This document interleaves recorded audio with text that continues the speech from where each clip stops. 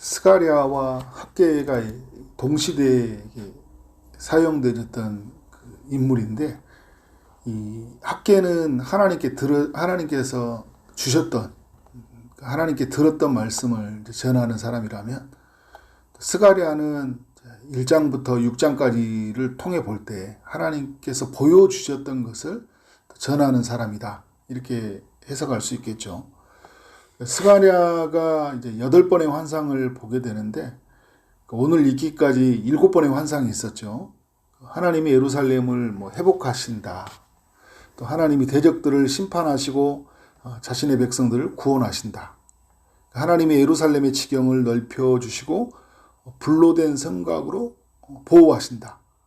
하나님이 예루살렘의 죄를 제거하고 정결하게 하신다. 성전의 제거는 사람의 힘과 능력이 아닌 하나님의 능력으로 되어진다. 하나님의 말씀으로 죄를 들춰내시고 죄를 다 불태우신다. 그리고 하나님은 백성들 안에 죄를 멀리 보내신다. 이런 메시지가 담긴 환상들이었어요. 이것이 어저께까지 살펴본 그 7가지 환상이죠. 오늘 읽었던 6장 1절부터 8절까지의 내용은 8번째 환상인데요. 하나님이 자신의 백성들을 구원하시기 위해서 온 세상을 심판하신다. 이런 메시지를 주고 있어요. 그래서 오늘 이 8번째 환상을 나눠보려고 하는데요. 1절을 보니까 내가 또 눈을 들어본 즉 네 병거가 두 산 사이에서 나오는데 그 산은 구리산이더라. 이제 이렇게 말씀을 하고 있죠. 성경에서 이 산은 하나님이 이제 명령하는 것을 의미를 해요. 그러니까 하나님이 모세 때 그리심산 에발산에서 이야기하잖아요. 그리고 또 호렙산에서 하나님이 말씀하시잖아요. 또 오늘 그 두 산 사이에서 그 말씀을 한다라는 건 뭐냐? 그러니까 하나님이 심판을 수행하신다. 그런 말씀을 선포하고 있는 거죠. 구리로 된 산이잖아요. 그러니까 얼마나 여러분 이 산이 이제 강하겠어요, 그죠? 당시에 이 구리는 이제 무기를 만들 때 쓰이거나 성문도 만들고 그리고 제단도 만들 때 쓰여졌던 고급 금속 재료예요. 근데 하나님이 이 구리로 된 산에서 말씀한다는 것은 강력한 심판을 행하시겠다라는, 이 땅에 죄악을 일삼는 이 세상을 멸하시겠다라는 그 의지를 보여주고 있는 거죠. 그래서 1절에 보면 그 구리로 된 산에서 네 병거가 나오잖아요. 그 네 병거는 뭐냐? 2절에 보니까 첫째 병거는 붉은 말들이, 둘째 병거는 검은 말들이, 셋째 병거는 흰 말들이, 넷째 병거는 아룽지고 건장한 말들이 이제 메었는지라. 그 말들이 어떻게 심판을 수행하기 위해서 구리로 된 산 사이에서 하나님의 명령을 듣고 나오고 있는 거예요. 여러분, 하나님의 명령을 듣고 나오는 거예요. 오늘 이제 계속 그 말씀이 나오고 있는 거예요. 스스로 움직이지 않았어요. 하나님의 명령으로. 이 땅의 모든 역사는요, 이 역사를 만드신 하나님이, 그리고 죄 가운데 빠져 있는 이들을 주님이 어떻게 해요? 그 멸하실 때도 하나님의 명령으로 이 모든 것이 움직여 간다는 것을 좀 우리에게 보여주고 있죠. 말들의 색깔이 좀 다르죠? 뭘 의미할까요? 다양한 방식으로 심판하신다라는 거예요. 그러니까 특정한 어떤 한 방식으로 제한하지 않고 전 영역으로 이루어져 간다는 것을 볼 수 있죠. 그러니까 우리로 본다면 이제 정치의 영역, 경제의 영역, 군사, 자연, 어떤 역사, 전체의 영역을 어떻게 해요? 심판해 가셔요. 그러니까 우리가 이게 환상을 통해서 이렇게 주는 메시지도 그런 것들이 있잖아요. 그러니까 어제도 이렇게 6번째 이렇게 환상을 살펴보도 하나님이 그 집 안에까지 들어가잖아요. 그죠? 깊은 곳까지 들어가시고 다 그것을 불태워 버리시잖아요. 하나님은 이렇게 심판을 행하셔요. 하나님께 보냄을 받은 이 네 병거가 자신의 미션을 따라서 다양한 이제 심판의 일을 수행하게 되는데, 4절 말씀을 보면 이런 이야기를 해요. 내게 말하는 천사에게 물으되, 그러니까 스가랴가 물어보는 거예요. 내 주여 이것들이 무엇입니까? 라고 물어봐요. 천사가 뭐라고 대답해 주냐면 이 하늘의 네 바람이다. 이제 이 네 병거는 하늘의 네 바람이라는 건 뭐냐면 이제 이 바람이라는 영이라는 의미를 가지고 있어요. 그러니까 하나님의 일을 수행하는 영들이죠. 그러니까 사자들 이런 의미를 담고 있죠. 온 세상에 주 앞에 서 있다가 나가는 것이라. 그러니까 주 앞에 서 있죠. 온 세상을 심판하기 위해서. 그런데 언제 나갑니까? 하나님의 명령을 듣고 나가는 거예요. 그래서 6절과 7절에 보니까 검은 말은 북쪽 땅으로 나가고 그리고 흰 말은 그 뒤를 따르고 아롱진 말은 남쪽으로 나갔다. 그래서 여러분 어떻게 해요? 북쪽, 남쪽으로 이렇게 다 심판을 수행하게 나가죠. 그리고 7절에 보니까 건장한 말은 나가서 땅에 두루 다니고자 한다. 그러니까 어떻게 해요? 이제 두루 다니도록, 그러니까 곳곳에 죄가 있는 곳은 다 가는 거예요. 죄로 세워진 것은 다 들어갑니다. 그런데 여러분 어떻게 합니까? 그가 이르되 너희는 여기서 나가서 땅에 다니라 하며, 이제 여기서 여러분 7절도 중요한 이야기죠. 하나님이 명령이 있을 때 어떻게 하는 거예요? 나가는 거예요. 그래서 여러분, 하나님의 일을 감당하는 이 내용, 그죠? 심판을 수행하기 위한 내용도 뭘 보여주는 거예요? 하나님이 말씀하실 때 움직이는 거예요. 그러면 우리가 여러분, 우리의 삶은 어떤 삶이 될까요? 심판과 별개로 우리에게로 가져온다고 하더라도 오늘 하나님이 말씀하실 때 우리가 하나님의 일을 하는 거예요. 근데 우리가 막 자의적으로 판단하고 우리가 결정하는 게 아니라고요. 우리는 너무 우리가 결정해요. 그리고 여러분, 우리는 너무 감정적이에요. 너무 자기주관적이 너무 강해요. 그러니까 우리는 어떻게 해요? 멈춰서고 하나님이 내게 무엇을 말씀하시는지 그 소리에 계속 기울이고 말씀하실 때 가는 거예요. 그죠? 그리고 말씀하실 때 멈추는 거예요. 이것이 하나님의 그 창조주 하나님께 지음받은 피조물들이 해야 될 일인 거죠. 그러니까 여러분, 내용들도 다 피조물들이잖아요.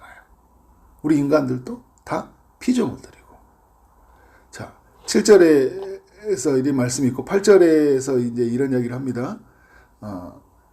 그가 내게 예쳐 말하되 이르되 북쪽으로 나간 자들이 북쪽에서 내 영을 쉬게 하였느니라 하더라. 이 말씀을 하고 있어요. 뭘 의미가 있을까요? 북쪽은 어디를 말하죠? 예루살렘 편에서 보면 바빌론을 말하는 거죠. 그러니까 바빌론에 나갔던 이 영이 이제 북쪽으로 간 말이 뭡니까, 여러분? 검은 말이잖아요. 검은 말이 6절에 보면 검은 말은 북쪽으로 나갔다 이야기하잖아요. 그죠?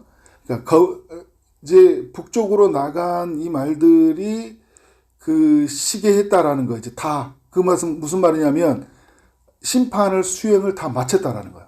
어떻게 해요? 바벨론을 멸망시켰다는 거예요. 여러분, 당시에요, 역사로 돌아가 보면요, 바벨론은 절대 안 무너질 거라고 생각했어요. 바벨론은 그야말로 어마어마한 나라였다고요. 이게 바벨론이 그 당시에 고대 근동의 강대국이라는 아수르, 애굽 이런 모든 나라를 다 초토화시켜 버렸어요. 근데 이 나라가 여러분, 우리 남유다가 바벨론에서 70년의 포로 생활을 했잖아요. 그러니까 남유다를 멸망시키고 나서 70년이 지나고 난 뒤에요, 페르시아라는 나라에게 완전히 멸망을 당해버려요. 메데아와 바사. 근데 역사 속에는 어떤 일이 있느냐면 이 메데아와 바사죠. 바사가 페르시아니까 이들이 크고 있었어요. 그런데 바벨론한테는 누가 봐도 안 될 거라고 생각했어. 근데 진짜 희한한 방법으로 바벨론이 무너져 버렸어요. 완전히 무너져 버려요. 근데 우리는 알죠. 성경을 또 이거 누가 하신 일이에요? 하나님이 하시는. 누가? 하나님이 심판을 수행하는 검은 말을 보내서 어떻게 하는 거예요? 경제, 정치, 사회, 군사 모든 영역을 어떻게 해요? 죄로 물들여지는 것들을 다 박살내버린 거예요. 그러니까 그 바벨론의 문이 청동으로 돼 있었다고 하잖아요. 성문이. 성곽의 둘레가 폭이 전차 2대가 지나갈 정도였다고 그래요. 얼마나 성벽이 두꺼워요. 요새요. 그런데 어떻게 합니까? 하나님이 무너뜨려 버려요. 무너뜨려 버린다고요. 그러니까 역사의 주관자는 누구예요? 하나님이셔요. 70년을 정하니까요. 70년 뒤에 다 그냥 그대로 끝나더라고요. 여러분 아무리 인간이 강하다고 하더라도요. 하나님이 정해진 시간을 넘어설 수가 없어요. 그 시간이 지나면 끝나는 거예요. 끝나. 여러분 우리 인간도 마찬가지잖아요. 하나님이 정한 시간 넘어설 수 없다니까요. 그죠? 끝나는 거예요. 인간은 연약해서. 끝나는 거예요. 그러니까 바벨론에 대한 심판이 끝났고 8절은 이런 내용이에요. 하나님의 분노가 사라졌다. 자, 이제 어떤 일이 일어날까요? 하나님의 백성을 포로에서 백성들이 포로되어 있었잖아요. 바벨론에. 이제 어떤 일이 일어나요?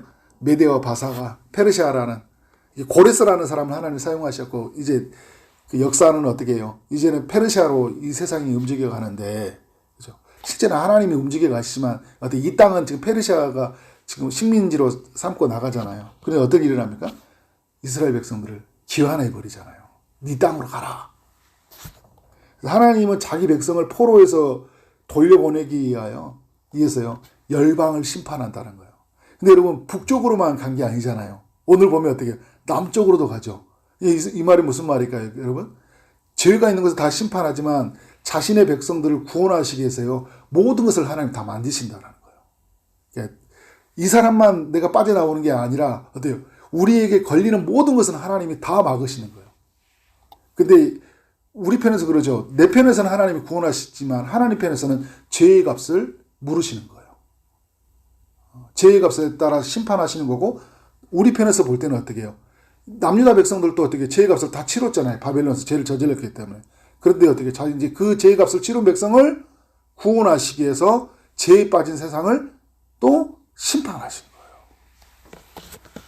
거예요. 야, 여러분 놀라운 겁니다, 여러분. 그래서 우리 편에서 보면요, 우리 한 사람을 구원하기 위해서요, 하나님은 모든 걸 동원하셔요. 라이언 일병 구하듯이 모든 것을 동원하신다고요. 여러분, 하나님이 천군 천사를 보내셔서요, 우리를 보호하시고, 수많은 악의 세력으로부터 우리를 보호하셔요. 교회를 통해서. 근데 여러분 중요한 메시지가 있어요. 하나님의 아들이 와서 전쟁을 수행하시잖아요. 그죠? 최고의 우두머리, 사탄의 권세를 박살내버리잖아요. 그죠? 십자가로. 그죠? 그래서 전쟁에 승리하시는 거예요. 그리고 지금도 어떻게 합니까? 성령을 보내시고, 천군 천사로 교회를 보호하시고, 하나님의 자녀로서 우리가 살아갈 수 있도록, 그리고 하나님의 그 모든 일들을 우리가 바라볼 수 있도록 하나님 이 역사를 움직여가고 계신다라는 거예요. 하나님이 여러분 이런 분이에요. 여러분 이 하나님을 우리는 만났잖아요. 우리는 이제 여러분 어떻게 살아야 돼요? 이 하나님의 은혜를 누리고 살아야 돼요. 이 하나님의 이 죄에 빠진 악에 빠진 세상을 심판하시고 우리를 구원해 주셨다는 것. 사단의 권세를 멸하시고 우리를 죽음 아래에서 제 아래에 있던 우리를 구원해 주셨다는 것. 여러분 이것이 얼마나 놀라운 이야기입니까?